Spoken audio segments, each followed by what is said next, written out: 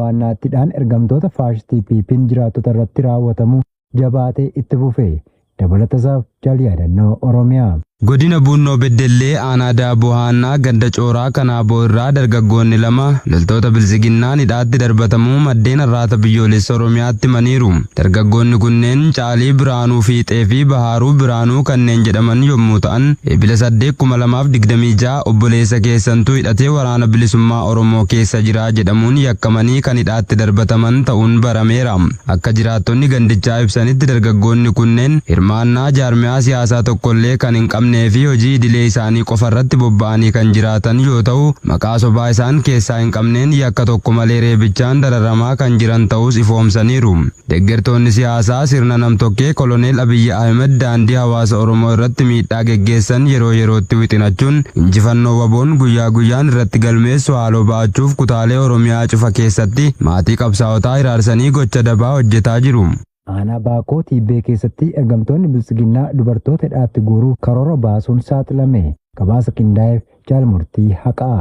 Godina Lixa Shaggar Aanaa Baakoo Tibbee bulchiisa magaalaa Baakoo keessatti jaleewwan bilisiginnaa fuulduree kana dubartoota ukkaamsanii hidhaatti darbachuuf karoorsanii jiraachuu maddeen amanamoo keessoo PP har'aata biyyoolessa Oromiyaatti himanii jiru. Sababni hidhaatti darbatamuu dubartoota kanneenii abbootiin warraa isaanii armaan dura humnaan qabamanii milishummaa leenji'aa jiran heddumminaan mooraa leenjii bilisiginnaa keessaa miliqanii badaa jiraachuu irraan kan ka'e ta'uu maddeen itti dabaluun eeranii jiru. Kana malees magaalicha keessatti ergamtoonni sirnichaa sababoota garaa garaa hawaasa nagaatti maxxansuun reebicha ulfaataa irratti raawwachaa jiraachuu maddeen ifoomsanii jiru.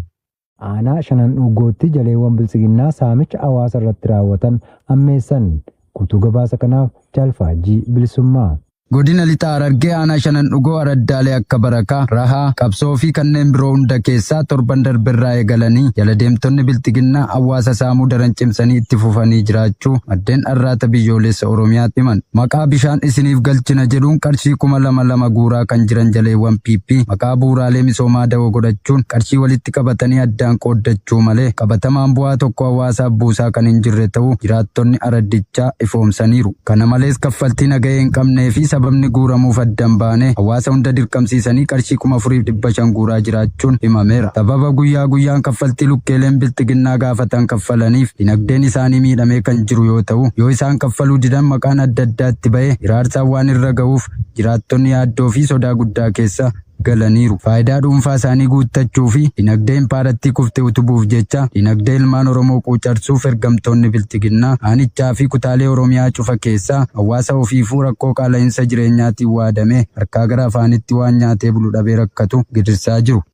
Aanaa Guutoo Giddaa keessatti ergamtoonni bilisiginnaa ajaja qaamolee irraa itti kennamu nufuun sarara bilbilaa cufatanii dhokachaa jiraachuun himame. Jaalkennaa sabaa dabalata qaba.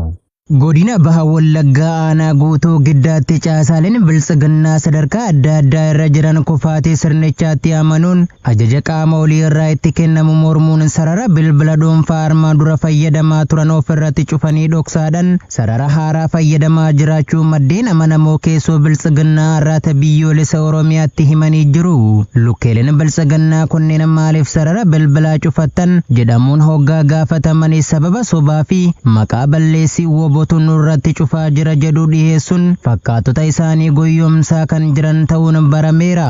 Maqaan ergamtoota kanneen immoo kaabinee bulchiinsa magaalaa Ukkee katamaa itti gaafatamaa dhimma nageenya aanaa Guutoo Giddaa kifiluu kaabinee ganda Eebbaa fi Zalaalem itti aanaa poolisii ganda jireenyaa ta'uun eeramee jira. Jaleewwan PP kunneen kana duras daba hawaasa Oromoo irratti raawwataniin caasaa mootummaa keessaa waan nama qabuuf woboon nama nutti ergee nu ajjeesisiisa sodaa jedhuun liqanfamanii sarara bilbilaa isaanii guyyaa guyyaan jijjiiruu fi beekaa ofirratti cufsiisuun akka irratti hin beekamne gochuuf yaalaa turaniiru. Waraanni Iraan uggurumna galaana Ameerikaa yoo itti fufee galaana diimaa ugguruuf sodaachise.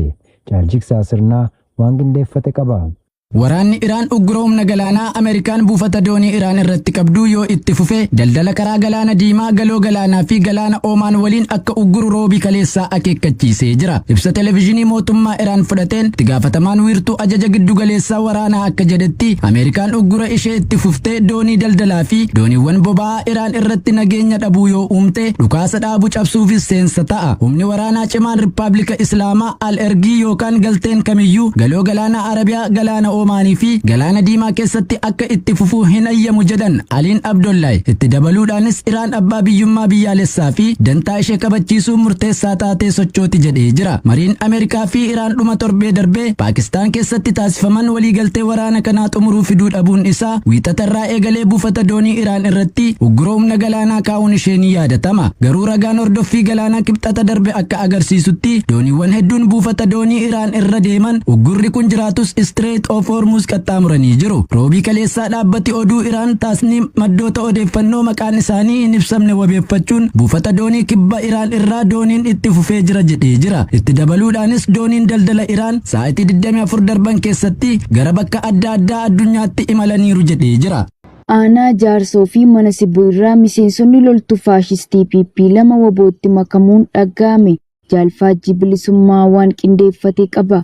Miseensonni loltuu faashistii bilxiginnaa duraanii kan maqaa milishaa fi farra riphee lolaa jechuun of waaman lama gaafa eebila 13/2026 godina lixa Wallaggaa aanaa Jaarsoo fi mana Sibuu irraa sirna balfamaa ganuu wabii uummata bal'aa wabootti makamuun ibsameera. Loltoonni maafiyaa bilxiginnaa duraanii kunneen qawwee akaamaa lamaa fi hidhannoo qabachuun waraana bilisummaa Oromoo bira nagaan ga'uu kan himan gama wabootiin simannaan ho'aa fi kabajni guddaan nuuf taasifameera jedhu. Akka miseensonni loltuu murna PP duraanii kunneen jedhanitti mooraan sirna bilxiginnaa lola keessoo fi jibba garee wal qindeessuun uumamaa jiruun raafama guddaa keessa jiraachuu kan himan guyyuu miseensonni loltootaa keessaa badaa jirus jechuun har'aata biyyoolessa Oromiyaaf ifoomsaniiru. Xumura irratti mooraan dhiigalmaan hiyyeessaan ijaarame diigamuun isaan oolu ilmaan Oromoo kanneen saba bal'aa aadaa, eenyummaa, hawaasummaa sirrii fi kabaja nu barsiise salphisne diina gammachiisuu dhiisuun yeroon itti mooraan minaan guutame keessaa ba'uun wabootti dabalamtan amma waan ta'eef yeroon akka keenya kottaa harka laattadhaa jechuun dhaamsa dabarsaniiru.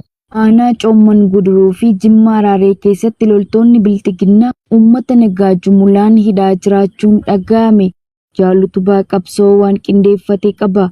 Godina Horroo Guduruu Wallaggaa aanaa Coomman Guduruu fi Jimmaa Araaree gandoota garaagaraa keessatti eebila 14 bara 2026 loltoonni bilxiginnaa uummata nagaa badii tokko malee jumulaan hidhaatti guuranii raarsaa jiraachuu maddeen himan. Akka maddeen himanitti aanaa Jimmaa Araaree ganda Jaarraaf Shimboo keessaa namoota maqaan isaanii Asheetuu Alamuu, Mirreessaa Baqqalaa, Balaayinash Fiixee, Lammii Darajjee kanneen jedhaman badii tokko malee jumulaan ukkaamsuun aanaa Coomman Guduruu magaalaa Gabateetti hidhanii raarsaa jiraachuu maddeen himuun aanaa Coomman Guduruu ganda Agaa keessaas nama maqaan ishee Tuunee Yaadataa jedhamtuu fi namoota biroo ammaaf maqaan adda hin baane hidhanii raarsaa jiraachuu maddeen itti dabaluun har'aata biyyoolessa Oromiyaatti himanii jiru. Murni bilxiginnaa golee Oromiyaa cufa keessatti ilmaan Oromoo yakkuun loltoota isaatti bobbaasee gochoota suukkanneessoo ta'an irratti raawwachuun qeef qabeenya isaanii irratti roorroo fi gidiraa gita hin qabneef saaxiluun diinummaa saba Oromootiif qabu ifatti mul'isaa jiraachuu taateewwan guyyaa guyyaan raawwataman irraa hubachuun ni danda'ama. Aanaa hidhabuu Abootee keessatti ergamtoonni bilxiginnaa namoota hedduu ji'oota afurii oliif hidhanii raarsaa jiraachuun himame. Jaalfalmataa Lammii dabalata qaba. Dantaa sabaa caalaa garaa isaaniif bitamuun saba irraa dhalatan iraarsuu aadaa kan godhatan ergamtoonni bilxiginnaa godina kaabaa Shaggar aanaa hidhabuu Abootee ganda Dirree Baantuu jedhamu irraa qabanii ji'a afurii oliif shamarranii fi dargaggoota waajjira poolisii aanichaatti hidhanii dararaa ulfaataa irraan gahaa jiraachuu maddeen har'aata biyyoolessa Oromiyaatti himaniiru. Shamarranii fi dargaggoonni tikstoota barcuma abbaa irree Koloneel Abiyyi Ahimadiin qabamanii mana hidhaa keessatti raarfamaa jiran keessaa muraasni maqaan isaanii nu ga'e. Shamarree Daasii Taaddasaa, shamarree Loomii Gaaroo fi obboleessa ishee dargaggoo Birree Gaaroo jedhaman waajjira poolisii aanaa hidhabuu Abootee keessatti ji'a afurii oliif hidhamanii dararamaa kan jiran ta'uu maddeen keenya Oromiyaa Naashinaal Miidiyaa feeraniiru. Akka maddeen himanitti sababa dargaggoonnii fi shamarran kunneen hidhamanii dararamaa jiraniif badii balleessan qabaatanii osoo hin taane maqaa sobaa isaan keessaa hin qabne hidhata waraana bilisummaa Oromoo qabduu fi waboo nyaata nyaachistan jedhuun gaaffii seeraa tokko malee manaa fi maatii isaanii irraa qabanii raarsaa jiraachuu dubbatu. Ergamtoonni bilxiginnaa ajaja abbaa irree Koloneel Abiyyi Ahimad irraa fudhachuun maallaqa muraasaan gowwoomfamanii waan sammuun isaanii isaan ajaje cufa hawaasa nagaan qe'ee fi qabeenya isaarra jiraatutti maxxansuun hidhanii raarsuu, qabanii bakka buutee dhabamsiisuu, ukkaamsanii gara waraanaatti guuruu fi jeesanii bakkee keessatti bineensa nyaachisuun gocha seeraa fi seenaan hin daganne raawwachaa jiraachuun ni beekama. aanaa Arxummaa Furseetti lukkeelee bilxiginnaan maqaa maatii qabsaa'otaati jedhuun hidhaa fi doorsisni haadholii irratti geggeeffamu jabaate. Jaalbooree addunyaa waan qindeeffate qaba. Kaaba Oromiyaa godina Walloo aanaa Arxummaa Fursee keessatti hidhattootni sirnichaa gaarummaan hanga samii irraa fagaatee fi ammeenyummaa qofa raawwachuun beekaman tibbana maqaa sagantaa woboo da'oo godhachuun qe'ee hawaasa nagaatti bobba'anii maqaa ilmaan keessan bosonaa galchaa jedhuun haadholii hedduu hidhaatti guuraa jiraachuu isaanii beekamee jira. Bifuma kanaanis eebila 13/2026 aanaa Arxummaa Furseetti qawween balbala namoota cufa irra deemuun hawaasa meeshmalee doorsanii maqaa ilmaan keessantu bosona jira jedhuun haadholii lakkoofsaan 10 ol ta'an isin ajjeesna jedhanii itti dhaadachaa fi uleen doorsaa hidhaatti darbatanii jiru. Haadholiin gaafatamni ilmaan isaanii itti deebifamuun umurii guddummaa kanaan loltoota piippiin doorsifamaa fi reebamaa hidhaatti darbataman kunneenis muraasni maqaa arganne ganda Arruqee irraa aadde Muntee Amin, ganda Rakkoo irraa aadde Aliimaa Amin, aadde Kadijaa Usmaan, sheekichaa ganda Utaaltee irraa aadde Riyaanaa Muhammad Ayyoolaa, aadde Ayyaat Aliyyuu,